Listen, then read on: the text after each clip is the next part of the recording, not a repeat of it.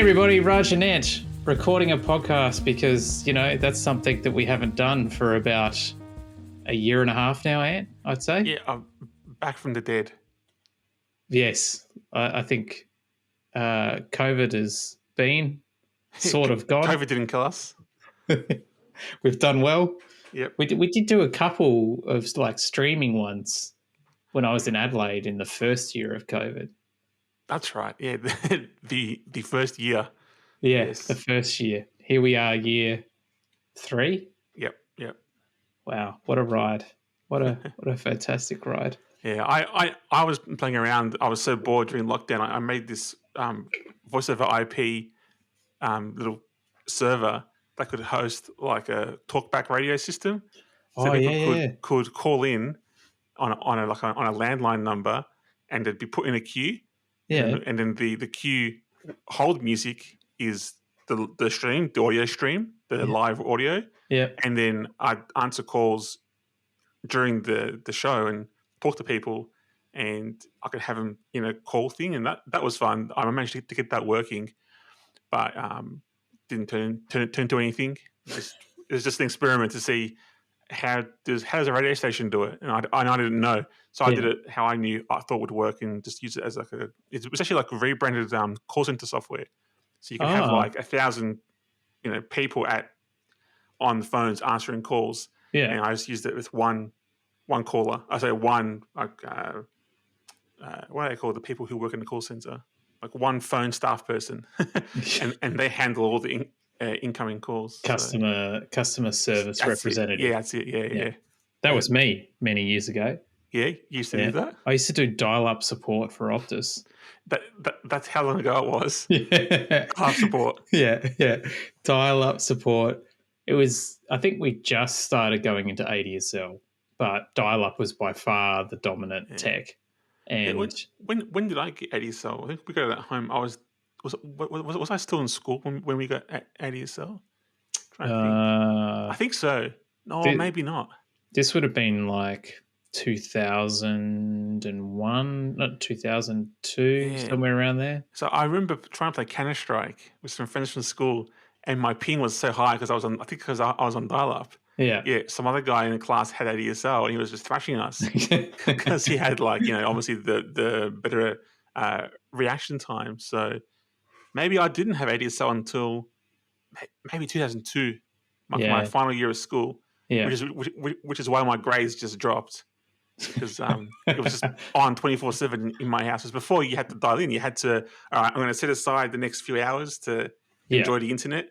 I'm going to send and receive my emails, because I type them up and then sit in the outbox, and then I'd log on and press send, and then I'll send the ones, and then I'd get the new ones. You'd watch them in Outlook Express, just like that envelope going into an arrow. Off they go. Yep. And you had a pop server because you download them so you could have them when you're off a line. Oh yeah, those were the days. It was most of the calls were billing, because back then it was like hours. So That's right. Yep. So you would have Optus used to have these rollover hour plans. So you'd have like 100 in a month, but if you didn't use them all, they would roll over into the next month. And trying to figure out the billing for that, because they would only roll over 3 months maximum. And then people would call up. It's like, why have I only got like 45 hours when I should have had like 300 roll over? It's like, well, because, and then, or they'd have giant bills because they would leave the internet running constantly. And it would just keep going and going and going. And then they'd be like, why have I got a bill for $5,000 on my credit card? And it's like, well, do you have a teenage son? That was the number one question. Yeah. And then it was like, do you understand you need to hang up? You can't just leave it. So they must have had a second phone line, because for me, there was insane pressure to hang up, because it's like my mum wanted to use the phone. Yeah. She hated it when the phone was in use. So if someone was trying to call us, they wouldn't get through, because I was on the internet. So they must have had a second phone line. If people are hogging it all day, they must have had a second phone line, or they just didn't understand that people can't call them. Well, yeah, a lot of people had like fax lines, and they would use that or data lines that they would use, so they would do that. But Yeah, and then we'd also have like the regulars that would just call for no reason. I just have a chat. Well, they normally complained or had some like larger issue that they were talking about, but it was mostly because they were just lonely. No. I think that, and they would call like every day and yell or scream at someone who was like, oh, Bobby Dazzler's rung up again, and everyone in the call center would know exactly who they were, and you kind of felt sorry for them. But so that would have been 20 years ago. Yeah. Yep. It's been a while. Old. I speak. Oh yeah, sorry. Two old men talking about dark internet and riveting. Well, I'm going to take it even further. Have you watched Halt and Catch Fire? I have, and I love it. I adore that show. So I reckon that's been sitting in my like to watch list for about 4 years now. And it's like, and you're wondering now what took me so long to watch this? Yeah, I just started the final season yesterday. Yep. And it took me having 2 surgeries and having to sit at home with nothing to do to get onto it. But I finally did, and I have smashed it through the last month, like 3 seasons so far. But holy crap, that is an awesome show. Yeah, I mean, I only watched it last year. So right. It took me a long time. I don't know why I waited so long to watch it either. Like, this is exactly the kind of show that I would like. No one told me. Yeah. Well, someone did tell me about it years and years ago. And I, didn't listen to them because I didn't, I know what I like to watch on TV. There's plenty of stuff to watch. I'll find. I don't need recommendations, but yeah. I'm glad I watched it eventually. Yeah, it's I'm trying out this video thing. I'm playing video. Can you see the trailer going? I can. Very pixelated. Well, hopefully the local recording's working. Yeah. Like for anyone that doesn't know about it and is listening to this for whatever reason, the first season is all about like them reverse engineering a CPU and then building their own PC off the back of that, because like IBM were the dominant players and stuff like that. And that's actually based in some kind of truth. Like that's how the IBM clones came about. Like they had to reverse engineer the IBM ROM to like be compatible with them, but not get permission from IBM to do it. Like, because if you wanted to make an IBM compatible computer, you had to pay IBM, or IBM just didn't do it. So they were very selective on who they let make IBM compatible PCs. But then some people were cloning the ROM so that they'd be compatible, and that there was kind of unsanctioned, like they had to do it in the show in a clean room to prevent any kind of legal stuff. I mean, that's one of the things that I think Bill Gates, like Microsoft, that's one of the things that they kind of got in trouble for. Like back when they were starting off Microsoft, they wanted to make IBM compatible software, and they made that. I think I could be totally wrong and talking out my ass here, but it's fine. No one's watching. No. So yeah, that's one of the things. So it's kind of based like all the seasons, all the things. They're all based on kind of loose reality. Like you can probably tell, like the main character. I forgot his name now. The guy from IBM. Yeah, Joe McMillan. Yeah, he's obviously based on Steve Jobs. Yeah. Like he's loosely like there's like a loose connection between Steve Jobs. Yeah, and the other guys like was. Yeah, and a mashup of all those guys who are around in that time frame. So yeah, I mean, my favorite season is when they start Mutiny. They start the kind of BBS. Yeah, like, that's number 2, I think. Yeah, that was really cool. Like, I was a bit too young for BBSs, but I was old enough to use that kind of early internet in like the mid 90s. Yeah. So I kind of know how that feels to be part of a community that only like nerds hang out on with like text based stuff. And it was. And then they go on to I think the 3rd season, they make the first kind of like search engine, or that's the 4th. That's the 3rd one is them buying like one of the networks just before the internet starts. So like there's ARPANET and this other one, then there's fictitious one called NSFNet or something that they buy, and he releases like antivirus software for free. Yes. and sort of the grounds of the beginnings of like shareware and stuff like that. Shareware and what's Norton antivirus or Yep. McAfee or something like that. He's kind of Anyway, it's like I would highly recommend it. Yeah, I mean, my wife, who doesn't give a shit about computers, really enjoyed it. Yeah. So yeah, it's like one of her favorite shows. So there's something in it for everyone, which is good. My partners sit down and watched a few episodes as well, and like this is definitely not up her alley, but it's good. And if you like the music in it on Spotify, the show, like the producers of the show made soundtracks, and they made there's like an official playlist with like commentary on why they chose those songs for those particular moments. That's cool. So there's like 3 or 4 soundtracks for the show on there, so you can listen to the music from it, which is pretty cool music too. I've got a question about that, but if you want to know more about the BBS era, there's a docu-series that I actually bought the DVDs of, and it's called like BBS the documentary. Was that by Jason Scott?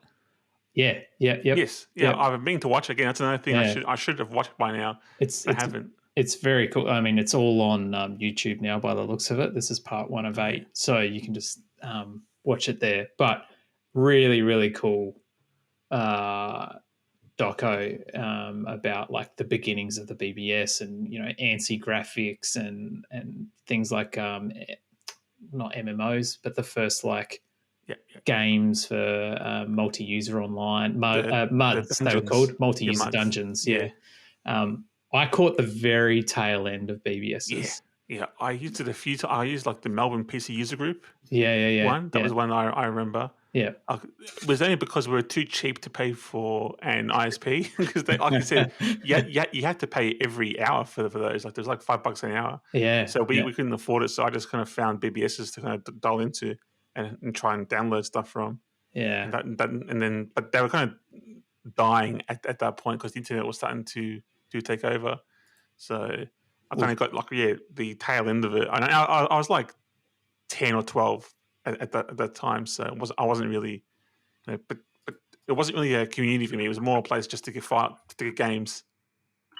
Yeah, like they had, file sharing. There were things called Fido. Was something called Fido? FidoNet, which was like a mail network.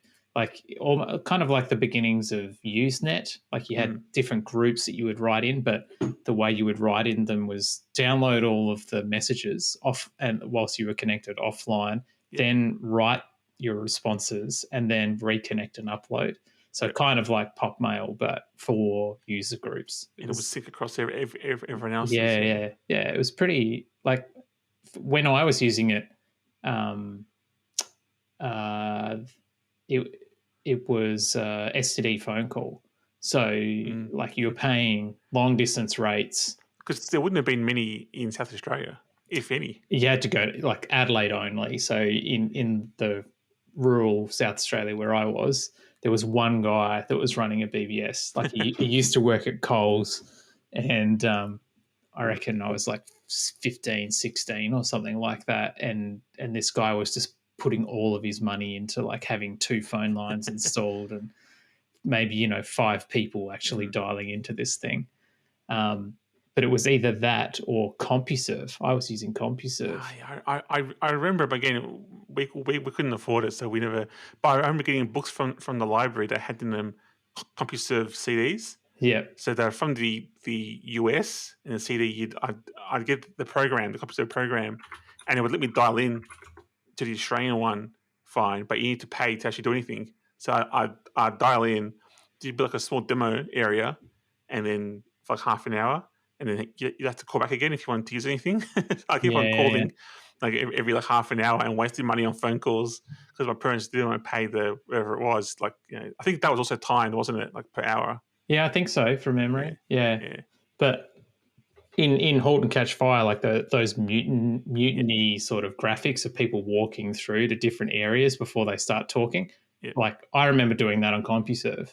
Yeah. And so like you've literally got this avatar that you're walking through from one room to another, and then there's like people standing outside the comic book store or whatever, and you're just like trying to recreate this physical presence online was like it was bizarre, but like it was cool. Like I mean, it was really easy to use too. Like there wasn't like you knew if you wanted sports results, you went to the sports section. Yeah. If you wanted finance, you went to the finance. Like, it was very. I think if you did that now with some kind of network, I think it would work for a lot of people. Like the internet is quite difficult for people to kind of navigate, and that's kind of the benefit of what Google does. You just visit Google's stuff to their Google News, Google Mail. There used to be a Google social network, but that's kind of Facebook now. And between Google and Facebook and Apple, you kind of got everything you need in that little kind of. It's almost like a modern CompuServe or a modern. Did they have it in Australia, America Online? Was that a thing here? I think it did eventually come here for a while. I vaguely remember it. Yeah, so those kind of sheltered networks, like I think that's people gravitate towards that as much as we like the kind of the Wild West internet, or just like access whatever you want without any like not caring what's on it. Just I want to use that wider internet. A lot of people just want to. I just want to see the news. I just want to see XYZ. I don't want to. They're not really in it to just browse the internet like what we did. I remember there would be books at the library that would have like a directory of websites. Like it'd be like a phone book almost of websites, because there wasn't that many. Yeah. And I would look through the book, go, oh, that's a nice site. I might visit that later.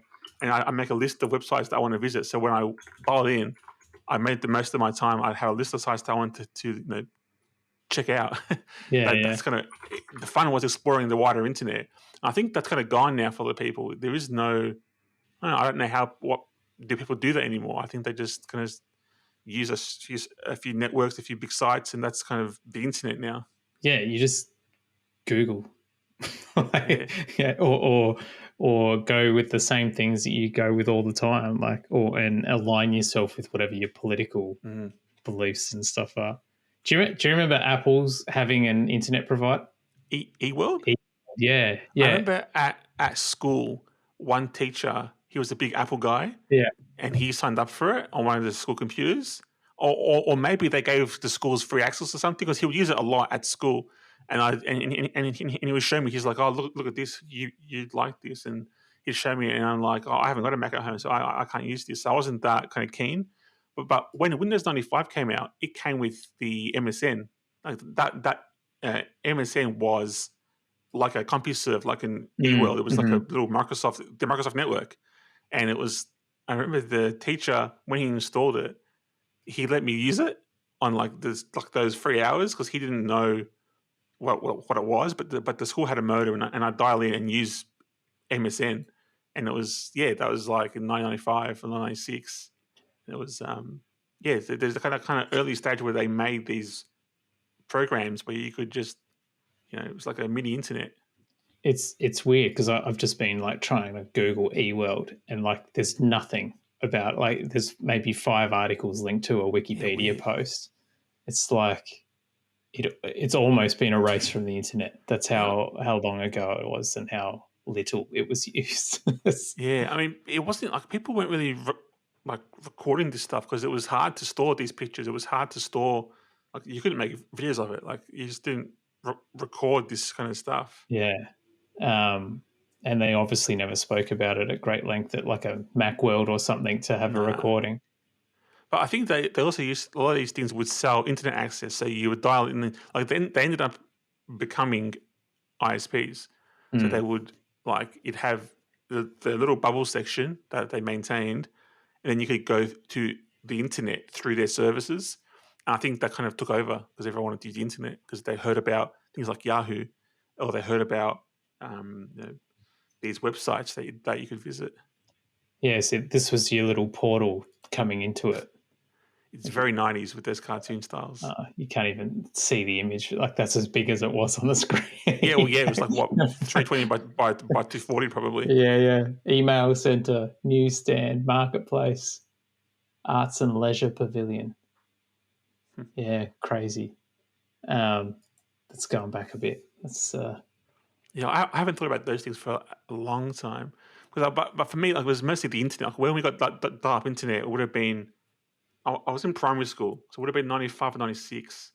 I remember getting dial-up internet, and that was like a game changer. Like, I Yeah. think like I would just I'll count down the hours to when I could log in.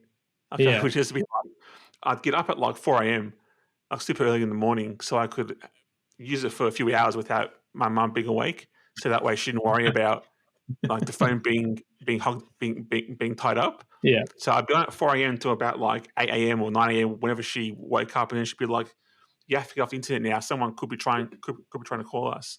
And so I'd be like a really early person for the internet. So I'd be there, but that was the same time in America and in Europe. That was daytime there. So I'd be chatting to these like Americans and these like Europeans because it was their time there. And yeah, that was 20 years later, or more than 25 years later, still on the internet.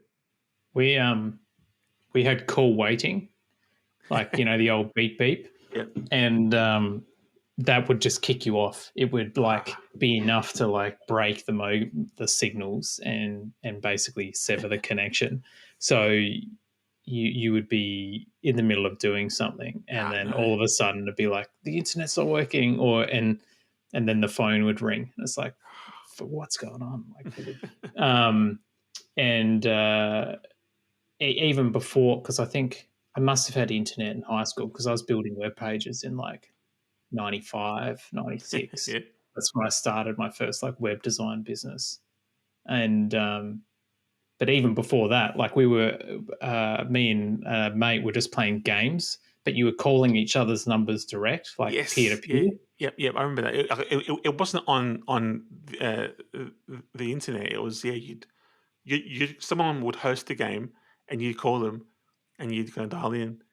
We used to play Red Alert and Command and Conquer Oh like that. yeah. Red Alert. We used to play this game Descent, like It was forever, like for hours and didn't hours. didn't Microsoft have like a clone of that, like Terminal Velocity or something? I think so. Yeah, It was almost the exact same. But yeah, that was a cool game. it was kind of like Doom, but you could fly and flip upside down and like these other weird things. But for its time, it was incredible. That was amazing. I was like, this is like amazing graphics. Yeah. Very similar to today. Very similar. Yeah. That was cool. I was going to ask you. You said about Spotify before, right? And the Halt and Catch Fire soundtrack and stuff on there, which is cool. I've just gone back to Apple Music. Yeah, I mean, some people have because of the whole Joe Rogan thing. Yeah, that's probably the majority driving me to go back. Yeah. But I was like, I've been using it probably a month now, and it's so bad. Yeah, like, but the weird thing is the sound quality is great because Apple Music has like a hi-fi version, so the sound quality is actually really good. But the actual interface is just like a mess. Like, it's just so confusing to use. They've got lossless. They've got what do they call that surround sound thing for some spatial audio, but not a huge amount. They've just got some and Dolby Atmos audio. Dolby Atmos, which is actually pretty cool. Like, for the stuff that's actually made for it properly. I forgot what I heard, but in my theater room, I've got Atmos speakers in the ceiling and an Atmos amp, and I plugged my Mac into the HDMI port because it didn't work over AirPlay, so the Atmos didn't go over AirPlay. So I wanted to hear something, so I plugged the Mac in over HDMI. And they sent the full bit stream to the amplifier, and you could hear it through the whole room was surrounded by sound. That was very cool. It's a much better demo than the actual Dolby Atmos demo, like video files. I found that to be a much more. I can actually hear stuff from the ceiling speakers. It only like Atmos only works if you're using AirPods or AirPod Max wirelessly, I think. Yeah, and then it's virtual anyway. It's not like it's real. Well, yeah, I mean, Dolby Atmos needs speakers in the ceiling, and it's like it doesn't use speakers like this 5.1, 7.1. It creates like a sound field, and there's like it's like a big grid of speakers, and the sound moves across this grid. And if you've got more speakers, it's more I don't know, more surround. But it can. But the key is you need height speakers, and that can be faked. Like heaps of sound bars support Atmos, but it's just faked height. And yeah. How is the old home theater room? It's working fine. I haven't touched it in a year. It's been over a year now since I installed it. I haven't touched it, and it all works. I'm not because I like how it's set up now. It's like if I change the settings on the projector, or if I change the sound settings, it'll mess things up. So I'm happy with how it is. It's probably not like. Is it as clean as this photo still? It is actually. Yeah. Yeah. But I do regret I shouldn't have spent money getting 4 speakers in the ceiling. I only needed 2 because they're so close. Yeah. There was no real point in getting 4. So I'm thinking about disconnecting the 2 rear top speakers and trying to get 2 side speakers like near the seating. So I have 7.1.2 rather than 5.1.4 because the height, there's hardly anything that uses height anyway. Like the vast majority of the things that I watch are 5.1.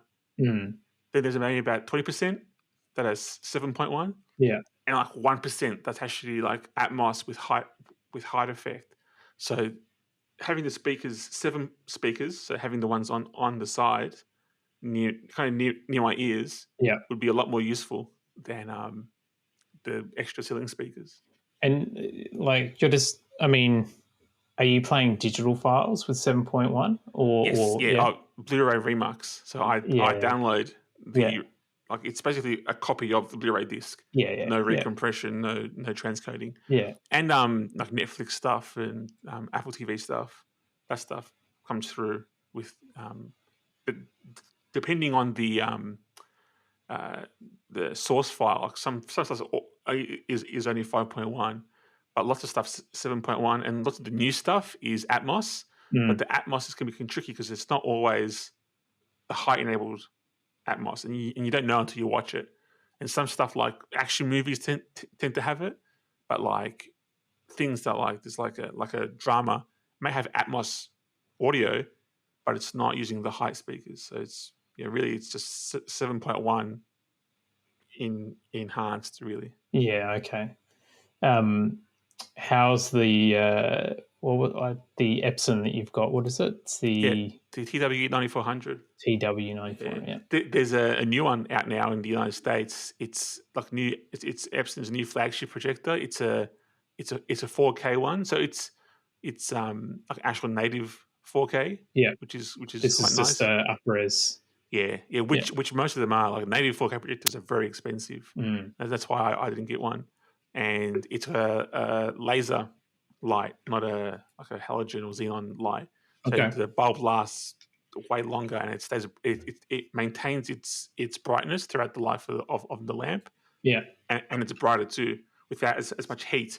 The thing that I didn't realize is it gets so hot in that room because the projector just spits out so much heat, and the amplifier is also making out lots of heat. Yeah, it gets on a summer's day, it's a sauna in there. I need to have on the air conditioner. Yeah, right. But in winter, it's great. I don't need the heating on. But it's like having a gaming PC in there. Like, just spitting out heat. Like that's what constantly. It's like. Is the fan annoying? If you listen to it loud enough, you don't hear the fan, so you just turn up the sound and you don't hear it. But in like quiet sections of movies, it can get a bit annoying, But there's just nothing you can do. In hindsight, like if you're trying to decide between a projector and a big TV, go to big TV. The projector is nice because it's big, but in every other way besides being big, it sucks. Yeah, like the image quality is nowhere near as good as a TV. Like there's no HDR. Yeah, you just can't do it on a projector. Yeah, you have to align the screen and the projector perfectly. If it's not zoomed in properly, if it's not in focus, the image looks garbage. Yeah. Then there's the heat and the noise, which a TV doesn't. No, it's silent. Yeah. And there's the bulb runs out after a few thousand hours, and that's a few $100. Yeah. Then you got to mount the projector. You got to go up to the roof and sit. A TV is way better, but they're not as big. The biggest TV you can get, like, let's say you got an LG OLED, I think they're like 77-inch. No, it's 83 you can get now, just. Yeah. Yep. Yeah, so whereas my screen's 140-inch. So you get that kind of cinema, and you do get a lot of, like, the image, even though it's not as, like, rich and vibrant and sharp and stuff, it does feel like you're watching a movie because the light is being pushed at the screen. Whereas on a TV screen, it's this glowing box. So it feels more like a cinema experience because the screen's not burning your eyes. It's not the light's not coming towards you. Whereas a TV, the light makes your face bright. So that is nice. But if I had to pick, let's say that I could get a 100-inch TV for 10 grand, I would take the projector down and pop up the 100-inch TV. Yeah, right. I remember looking into projectors many, many years ago, and I think back then it's almost like printers, right? It was almost the same brands make them too. Epson, Canon. Yeah. Funny. The bulbs cost almost as much as the projectors themselves, and back in the day they were much more like for like, not so much now. And you would only get like less than a year's worth of life before it started fading. And this is 10, 15 years ago. And then the anti-lumens were pretty poor and you needed pitch black rooms. I mean, you still kind of do. You do, yeah. But it was even worse back then. But it was so cool. If you knew someone that had a projector and you were around their place, it's like, oh man, these guys must be loaded, and like, how do they possibly afford this? And I remember playing Half-Life 2 on a projector. Games on that massive screen are quite good. Yeah. So I've played I don't have many games in there, but I played Death Stranding.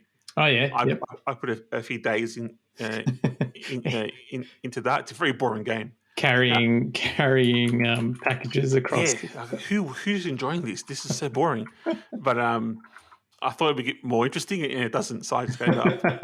But there's the sound, because they've got the whole speakers, and the games often support the ceiling sound too, because they often support the to hear fighting and enemies and effects. They're often behind you and on top of you, and being in a dark room without headphones on, just like you hear the sound, that is really cool. Like that's a really cool setup for games.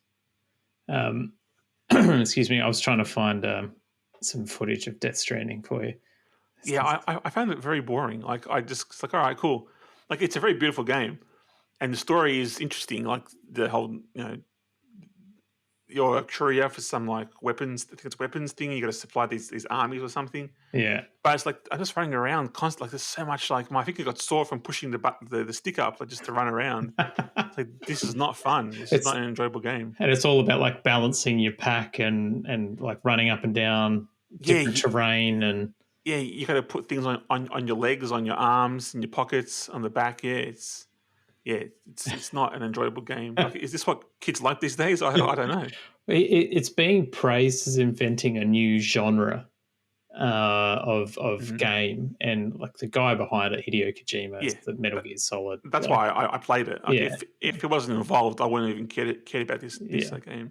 It's I would say diversive at best in its reception, but I mean, it looks very nice. Oh yeah, it looks great, and it's like a well done game. Like, it's like you play it and it's like whoever made this knows what they're doing to make a game. But the storyline is so deep. Yeah, there's so much happening in it. But it's just not a fun game. Like, it's like this video, this demo here. Yeah, it's been 5 minutes. What are you doing? You're just running around. Yeah, that's it. You're running around like there's like guys to shoot. Packages. Yeah, there's like guys to shoot. There's no people to talk to. There's like Monster Energy cans to drink, right? Yeah. Did you get up to that? Yeah, where's my sponsored content? Yeah. So, there's interesting. Well, maybe not video games, but what have you watched over the last year in the theater room that is like blowing your mind? I don't know. I've watched. I actually kept a list of movies in Letterboxd. Letterboxd, yeah. Yeah. I tend to watch again like Mad Max Fury Road. Yeah. That's like a very good kind of demo. Like if you wanted to show off like the loud sounds, and the Jack Reacher, not Jack Reacher, John Wick movies. They're really good for it's like a demonstration of like this is just a dude shooting stuff for an hour and a half with lots of loud sound effects. What else was a good kind of? It's normally like action films that I enjoy. Though to be fair, there's a TV show called For All Mankind, and that actually looks really good. Most TV shows now are like mini movies anyway. Yeah, and that had a lot of cool sound effects and the whole space thing.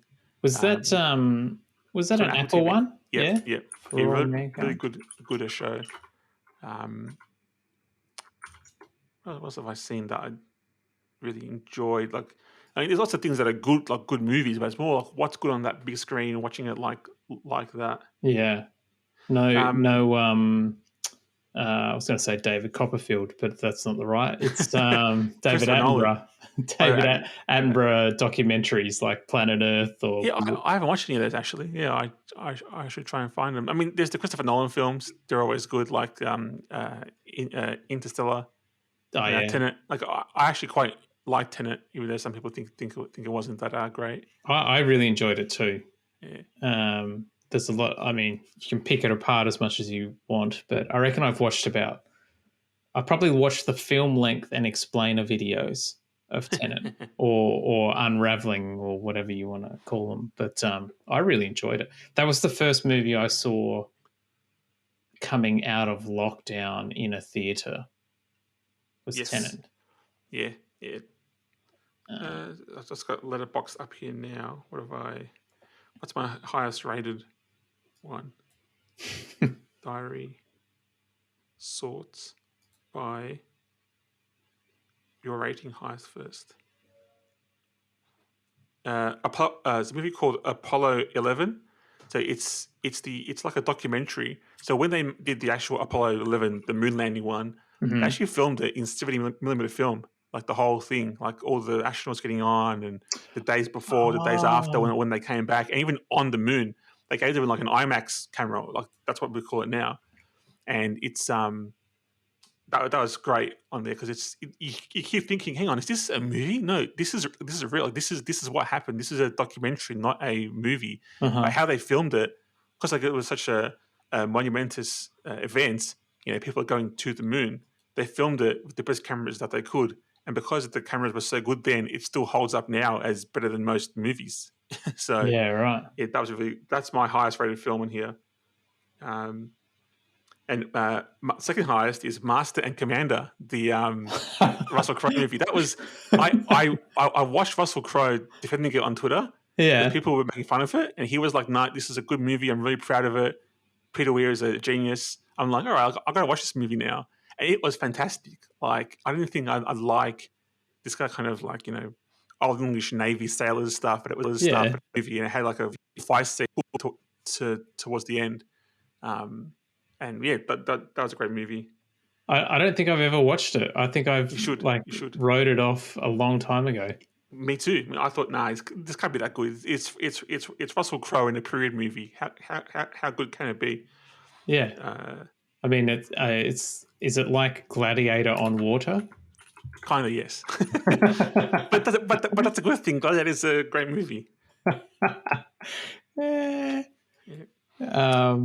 It's Paul Bettany is the other guy in the Master and Commander. No, I'm not sure. It's the Russell Crowe 2-hour film. The movies that are good for the cinema room. that's about it. I mean, there's the Dark Knight movies, again, Christopher Nolan, great. Mm-hmm. I've heard the new 1917. That's a good one. Yeah, that was a nice 4K rip of that I got. Those are the top ones that I'd say are actually like big cinema films that the action and kind of showed off the. It was nice spending 10 grand on this room, 15 grand on this room, and it kind of pays for it. That's the moment was like, I'm glad that I paid for that. $5,000 was in paint though, right? Didn't you have to put about 17 coats on? Well, yeah, I did spend double what I thought in paint. The person at the paint shop's like, oh, all you need is like 6 liters. I'm like, okay, cool, thank you. I'm like, I've done like one coat with 6 liters. Yeah. So I had to go back and buy another 4 liters of paint to finish it off. And they're like, oh, yeah. That makes sense because it's very dark paint. Like, yes, that's right. Thanks, paint shop. Yeah. Well, yeah, that's. I mean, I'm glad that you've got some use out of it. You're not playing Civ on it though, are you? No, that's a waste. Civ I do on the weekend on this desk right here. It actually works very well on the M1 Mac Mini. So yeah, right. I thought it would have sucked because it has to emulate it, like because it's not a native Apple Silicon game or app. But it works better on the Mac Mini than it does on my my old PC, which had an RX 480 video card in it. Yeah, and this is emulating it, even the graphics. So it runs at 3400. Well, I think it's just dropped out. I don't know what we were actually talking about exactly, but where we were. You're talking about how good Civ was, and then on the Mac Mini, yeah. And then the Mac Mini crashed. Yep. Oh, that's all right. So you can play Civ, but it can't handle the video chat. I think what happened is it kind of ran out of RAM or something because Chrome's just dining out in RAM right there. Yeah, that wouldn't surprise me given what it's trying to do. Why? I guess tangentially to your M1 crashing, we may as well talk about something relevant to today's world. And the announcements today are on the around the M1s and the Mac Studio. Mac Studio, very very fancy computer. Not for what it is. It's not that expensive. The actual piece, the Mac itself. Yeah. If I needed a computer that fast, like it used to be, you could always build a PC faster than a Mac. You could put in there tons more RAM, a faster SSD, bigger CPUs, multiple CPUs. But now we're in the weird situation is that Apple kind of own the best CPU manufacturing process. Like they've bought TSMC's full process for all the capacity that TSMC can put out. Apple's purchased, so Apple has the best CPU. Like I could not build a computer faster than this. No, and as sophisticated as this. Well, yeah, I mean, it's nice that it's all in one little box, but you can't upgrade it. Yeah, like you can't add or remove RAM because it's built in. Yeah, the SoC. So I can't change the graphics card because that's also built into the SoC. Yeah, but I could not build a computer faster. So no.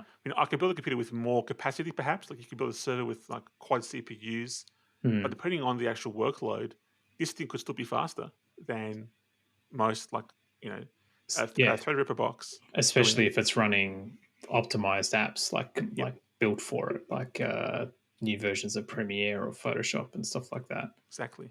I think the coolest thing about it all today, like these are way over what I will ever need right now. And the screen is just a ridiculous, overpriced piece of equipment that Apple continue to push. But the architecture behind the M1 Ultra and the new linking system that they've essentially built, or the bridge that does like what was something crazy like 400 or 40 terabytes per second or terabits per second of data, like to transfer between the the actual 2 SoCs to make the Ultra chip. It's pretty incredible. Like if they were to expand that to be on, well, I know they could parallel more. They could just have like 20 of them in a row. You could. I mean, but then you really need the workloads that can support that kind of multi-threading. They're kind of rare. They're rare in the first place. So day-to-day stuff, you're not going to notice any difference between the M1, like the base model M1 and the M1 Ultra. Yeah. If you have a workload that you can split up across all those cores, this thing's going to fly. And it does it without making the room into a sauna. Like it's only like you compare it to the AMD Threadripper, and the Threadripper uses up like 200 watts of power, needs a massive power supply. You need the GPU. Like apparently, this is equivalent to a GTX 390, RTX 3090. RTX 3090, yeah. And that uses up a lot of power. That's like 300 watts just on its own right there. Yeah, this whole box probably uses like 150 watts max when it's at full tilt. So, I mean, Apple's benchmarks, you can't really trust them. It really depends on what you're doing. Like again, if you're wanting to do like a DirectX thing or an OpenGL thing, too bad. You can't do it on this. There's no support for that. They only use Apple's Metal thing to do GPU stuff. And if you want to do a machine learning task, you need to use Apple's machine learning kind of SDK. You can't use NVIDIA's CUDA, which is what a lot of this stuff's written in. So, you know, it can be fast, but the software side also needs to support it.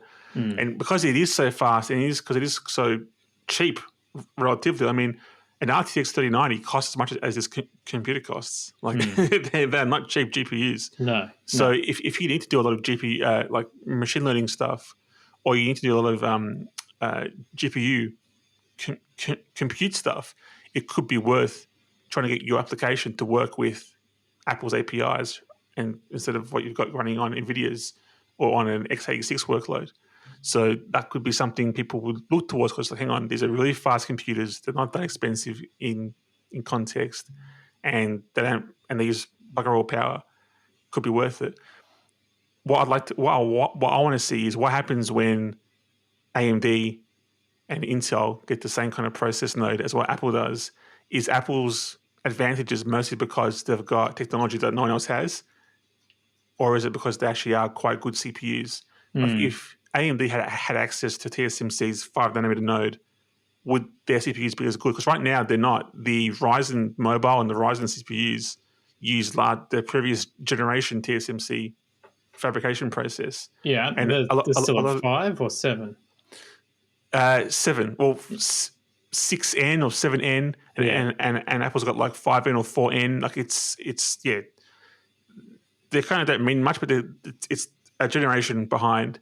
And if AMD had that same generation, would they be as the same amount of performance per watt?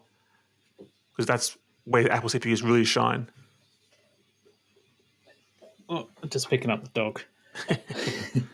See, now everybody cares. Now everyone's watching. Yeah. Hey, Will, say hi. Say hi. He's just watching the Apple thing going on loop in the background. It's like, oh, that's interesting. There you go, buddy. I agree. It's, you know, the problem Apple will always have is that they are not the majority.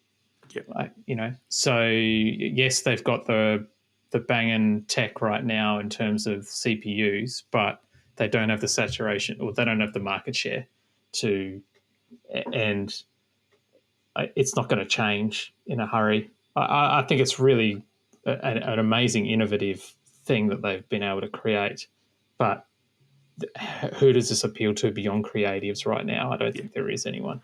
And even then, like the specs that Apple gave in their on the website and in the presentation is it can play back ProRes really well and encode ProRes really well.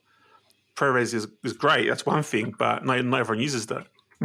Like if you're not in that workflow of using ProRes, this doesn't really matter to you. And an AMD CPU could be faster. Yeah. So, it really depends on your workload. I also, like, who's buying a Mac Pro after this thing? Like, you would really need, like, if your application is heavily tied to x86, I would even dare to guess that even under emulation, this thing could be faster than a native Mac Pro running the same apps and same code. And they even compared the GPU to the most popular in the Mac Pro, the Radeon 6900s or something, and thrashes it. It goes straight past it. Like, it's crazy. I would love someone, like, you remember back when we had the old or the G4 towers and stuff like that, and people were putting PCs and everything inside the case. I would rather just have a Mac Pro case with my gaming rig inside of it or something,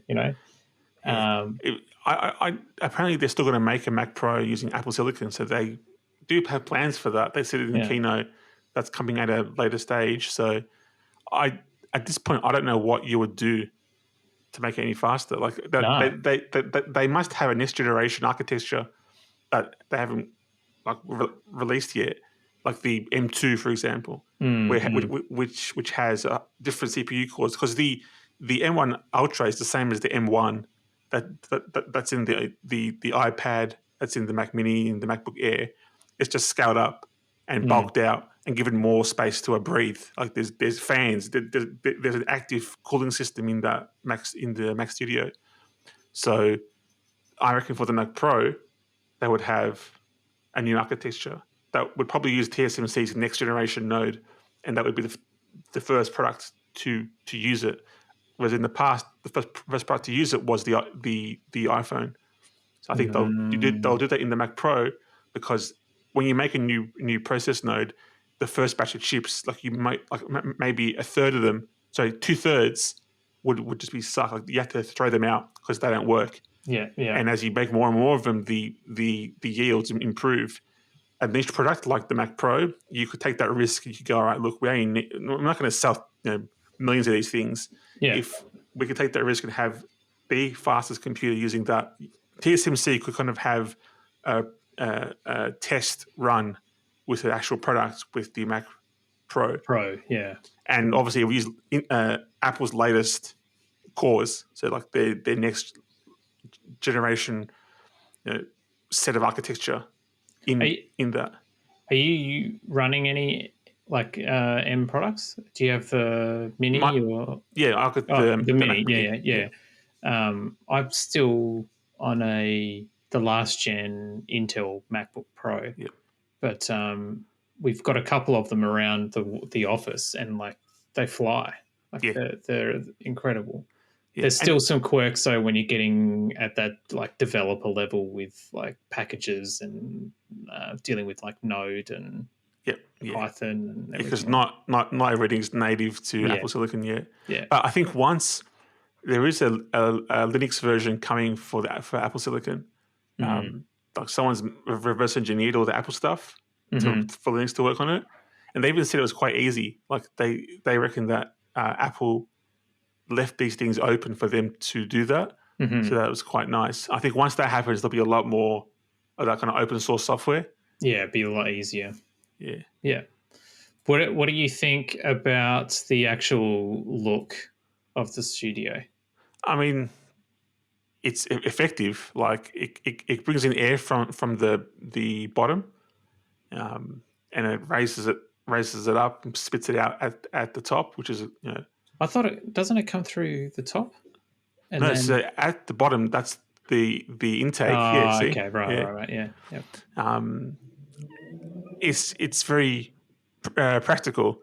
I mean, it's as small as Apple could get it, and they put ports on the front, which is nice. The ports on the front is a big change for them. It reminds me of those external hard drives you could buy for the Mac Minis that kind of match. Yeah, same size, and you just had the FireWire port or something out the back.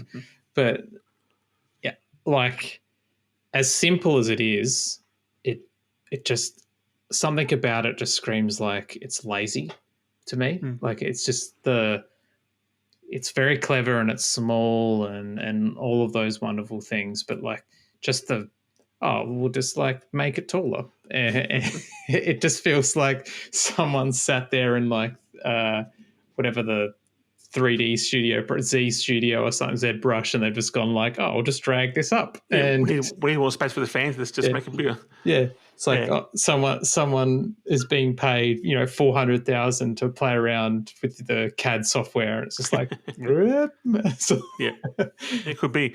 I mean, it does what it needs to do. It's a very practical design for what Apple needs. They need a box to spit air out of. You're not going to open it because you can't. There's no parts inside to take out or repair. Yeah, it's just a box, and you put it in the corner and hide it away. That's about it. I'd hate to be a Apple engineer that's like, oh yeah, my Mac Studio is not working, and then they get like a replacement logic board, which is basically the entire, like, you would just give them a new machine. I think repairs on that thing would just be like, here's a new one, restore your data on it, and then the old one gets taken to some warehouse in like China, and people just like they take it apart and use the spare parts to put in other ones, and they get like recycled. I think I don't think Apple would even bother fixing or repairing them. I'm pretty sure in the presentation they talked like about the enclosure itself is like 90% recycled aluminium or something like that. I can't remember what the exact figure was, but it was definitely a dot point that was in the cut down version that I watched anyway. I could be asked watching the whole thing. Yeah, I mean, the way that Apple's made that SoCs, you can't, even if they wanted to make bits that are replaceable, like the GPU or the RAM, or even the storage. Storage you could, but the RAM and the graphics, they're so interconnected to the CPU, which is why this thing is so fast. You can't put it in a PCI Express port. PCI Express doesn't have that kind of bandwidth. No. The RAM, it's a DDR5 something or other RAM in there, but because it's so physically close to the CPU, it's on the same package as the CPU. It's fast. That's why Apple. I don't think they did it on purpose to deliberately screw people out of upgrading. I think it's just a nice benefit for Apple that you get these speed benefits, and also you can't go upgrading it. Yeah, I mean that you should have some pretty significant speed benefits just given the price of these things. Like it's what $3,100 for the base. I mean, I'm not the price of the computer. I'm actually not that upset about. Like if you were to build a Threadripper PC with the same RAM, it'll cost you more. Like, and that's building it yourself, let alone buying one from Lenovo or HP or Dell. So and plus that will also go on sale. So you'll get that at 10% off at JP Hi-Fi in a few weeks. Like so, I'm not that upset about the price. If you need that performance, I think like a 10-core CPU with that much with that kind of RAM, that DDR5 RAM, that alone is $1,000 just that RAM. Like if I went to ScorpTech and bought DDR5, I think it's 6,000 RAM. That's $1,000 at least for that much RAM. Yeah. So yeah. But what does suck is if you want 64 gig, it costs a fortune. Like that is expensive. But if you need it, there's not much. You haven't got much choice. You need to pay it. It's the other thing that I found really crappy was that on the cheaper version, you've got USB-C on the front, and then for the $3,000 more expensive version, you get Thunderbolt 4 on the front. Yeah. Like, why not? Like, surely there can't be a bandwidth issue or something. I think there is, because the base model has the M1 Max, the one up has the M1 Ultra, and the M1 Ultra is actually two M1 Maxes in the one package. So I think to run 6 Thunderbolt 4, you need the Ultra. Well, I mean, I think in the default M1 chip, there's 4 Thunderbolt lanes, or and whereas in the M1 Ultra, because there's 2 CPUs in there, you have 8. So really, they could have added in 4 more Thunderbolt ports, but because there's only 2 on the front, they added 2. I think that's why it has Thunderbolt on the front, and the other one doesn't, because it's 2 CPUs. I loved how they were talking about, you can plug in 4 studio displays and a TV into this thing, because or you could buy a car. Yeah. Who's doing that?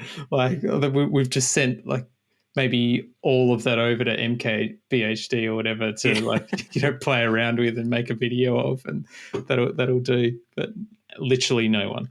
I know some people who have bought they've bought it. It hasn't arrived yet, but they've bought that studio screen, which is a good screen. It's expensive, but if you want a Retina screen, that's it. Yeah, there's no other choices. Like if you want a 200% screen resolution, that's not you can get a 27-inch 4K display or a 32-inch 4K display and run that at 200%, but it's massive. Like it's a 1080p. It turns it into a 1080p screen. So they're not practical for everyday use. It's just everything's like gigantic font sizes and gigantic. You miss that desktop real estate. So you've got the LG monitor, the LG Ultrafine, and this. So really, you haven't got much choice. No. And what, $2,500 for the studio display, or $8,500 for the Pro version? Yeah, 32 inches. Which is... if I ever won like the lottery or had like a big inheritance kind of coming to me, I'd buy the 6K screen, the Pro XDR without question. But I'm not. I have to live within my means. But that's Apple displays. Historically, they've always been super expensive, and they might be pushing boundaries slightly on technical, but even the first cinema display, which was like the giant one that had like the weird feet and was in this big plastic case, like that was around like $4,000 or $5,000 when it first came out. Yeah, but at the time, LCDs weren't really a thing.